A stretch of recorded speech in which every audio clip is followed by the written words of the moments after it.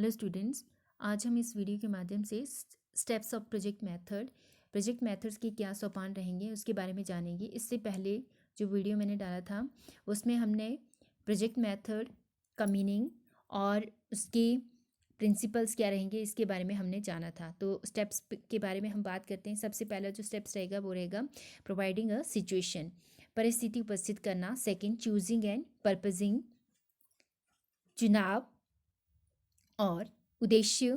Third, planning, योजना। Fourth, executing the project, परियोजना का क्रियान्वयन। फिफ्थ, इवैल्यूएटिंग द प्रोजेक्ट, परियोजना का मूल्यांकन एंड रिकॉर्डिंग, कार्य का लेखा तैयार करना।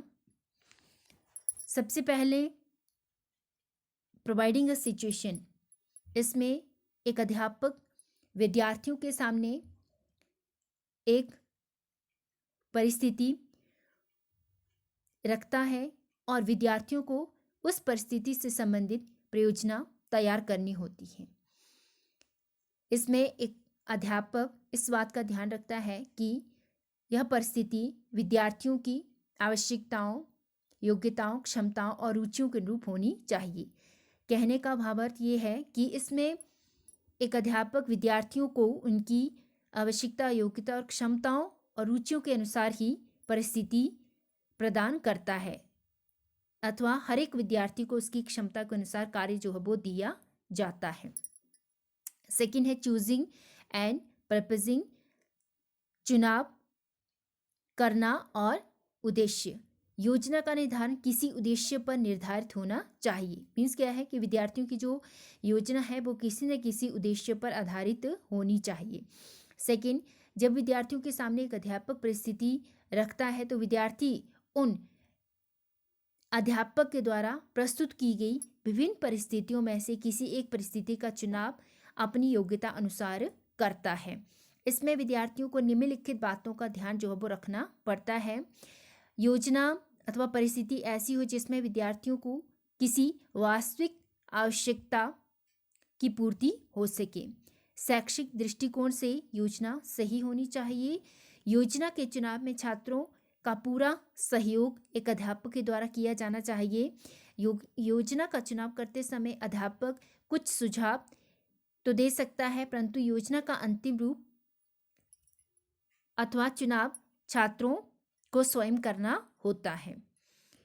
इसमें थर्ड जो स्टेप रहेगा वो रहेगा प्लानिंग, आयोजन अथवा योजना तैयार करना। किसी भी कार्य को करने से पहले हम उससे संबंधित एक योजना अथवा एक कार्यक्रम तैयार करते हैं। इस कार्यक्रम में वे समस्त क्रियाएं आती हैं जो योजना को पूरा करने के लिए आवश्यक हों।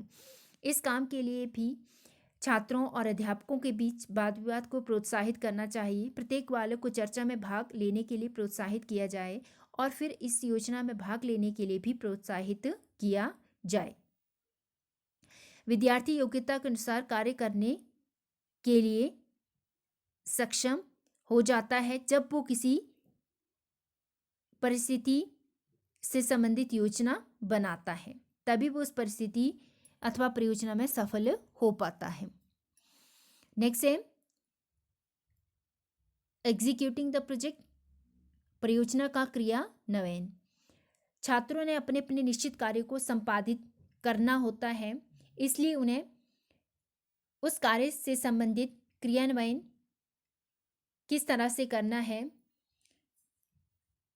ये पहले निर्धारण करना है। क्रियान्वयन के समय बहुत से छात्र उचित मार्गदर्शन न होने के कारण अपना बहुत सा समय व्यर्थ की क्रियाओं में खर्च कर देते हैं। अध्यापक को यह देखने के लिए सतर्क रहना पड़ेगा कि छात्रों का समय व्यर्थ की बातों में व्यय ना हो। अर्थात एक अध्यापक को विद्यार्थियों के सामने उनके द्वारा चुनी गई परिस्थिति से संबंधित क्या क्रियान्वयन करना है इस बात को प्रस्तुत करना चाहिए।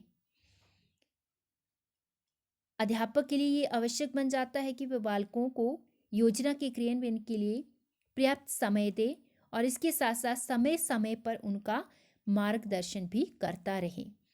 मीन्स कि एक अध्यापक विद्यार्थियों को सही गाइडेंस जो है वो प्रदान करें, क्योंकि अध्यापक के द्वारा दी गई गाइडेंस अथवा किया गया निर्देशन विद्यार्थियों को अपनी परियोजना के सही क्रियान्वयन में बहुत सहायक होता है। फिफ्थ रहेगा इवैल्यूएटिंग द प्रोजेक्ट, मूल्यांकन। योजना विधि में मूल्यांकन एक महत्वपूर्ण भूमिका निभाता है। इस सोपान में इस बात पर विचार करना होता है कि जो लक्ष्य सामने रखे गए थे उनको कितनी मात्रा में प्राप्त कर लिया गया है। योजना के दौरान कहाँ कहाँ विद्यार्थियों को सफलता प्राप्त हुई है और किन किन कठिनाइयों का सामना करना पड़ा है।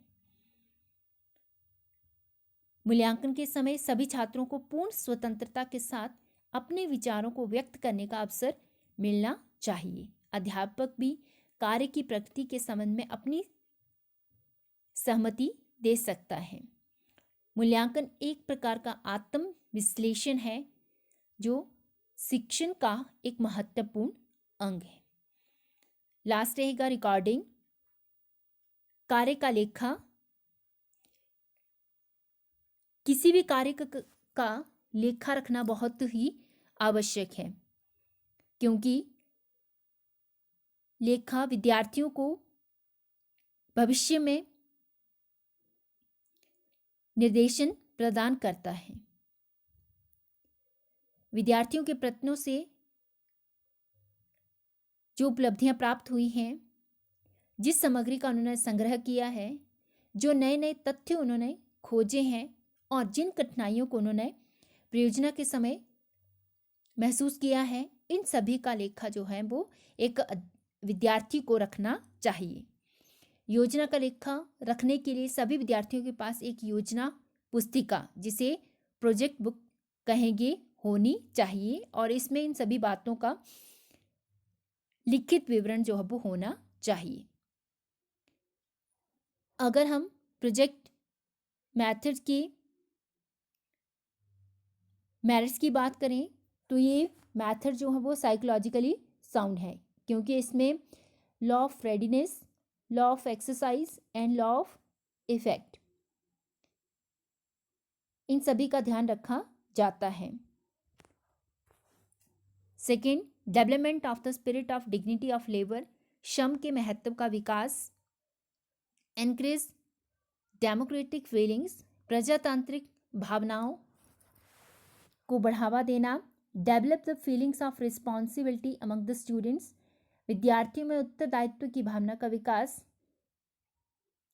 रियल एंड फंक्शनल नॉलेज, वास्तविक और प्रयोगी ज्ञान। परमानेंट नॉलेज, स्थायी ज्ञान। एंड गुड इवैल्यूएशन, उत्तम मूल्यांकन। जहाँ इस मैथड्स के कुछ लाभ हैं, वहीं कुछ इसके जो डिमेरिट्स हैं वो हमें देखने को मिलते हैं। सबसे पहला जो डिमेरिट्स रहेगा वो रहेगा स्लो स्पीड ऑफ लर्निंग, अधिगम की धीमी गति। एक्सपेंसिव मेथड, खर्चीली विधि। इसे खर्चीली विधि इसलिए कहा जा सकता है क्योंकि इसमें विद्यार्थियों को परियोजना को पूरा करने के लिए अपना बहुत सा समय और जो श्रम है और इसके साथ साथ जो धन है वो खर्च करना पड़ता है।